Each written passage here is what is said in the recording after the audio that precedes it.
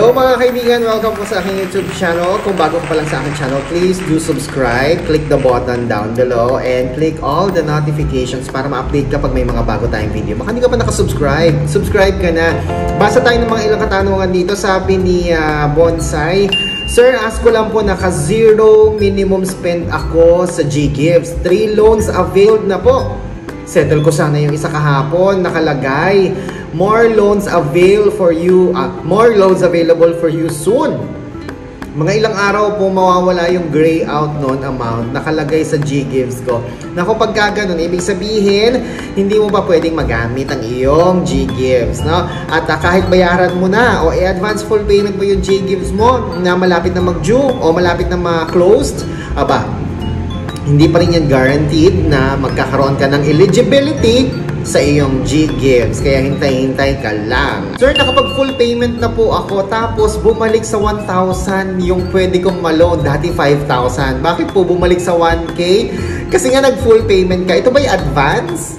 No? Alam nyo kasi every now and then nagpapalit po ng evaluation ang G-Loan. Ano po? Hindi po yan kamukha ng ibang OLP. Ng ibang online lending application na basta bayad ka ng bayad, pataas siya ng pataas. No? Hindi siya kamukha nun. Ito po ay every week merong evaluation. So pwedeng ngayon maganda ang iyong evaluation, ang iyong G-score. Pwedeng sa mga susunod na linggo mawala ang offer na yan. Kaya bumaba yan. Maaring bumaba ang iyong G-score o kaya naman baka naman nag-advance full payment ka. Alam mo naman si G-Loan, ayaw niya na nag-advance full payment po tayo mga kaibigan.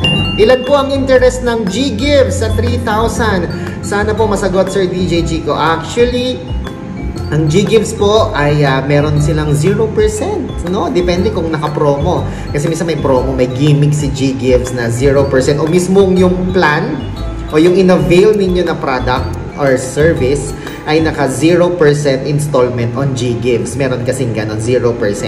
Pero normally, hindi na yan lalaki pa sa 6 to 7% per month, no?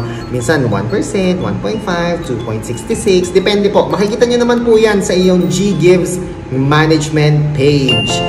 Mag-reloan po ako today after ko i-full paid in advance. Ilang oras ba review nila? Nako po, wag po kayong wag po kayong mag-advance full payment. Nako naman.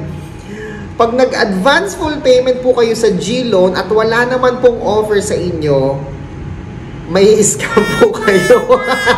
Hindi ho guaranteed na makaka-repeat loan kayo sa G-Loan, ha? Kapag kayo po yung nag-advance full payment, marami na pong nabiktima na nag-advance full payment sa G-Loan with the hope na makaka-repeat loan po sila.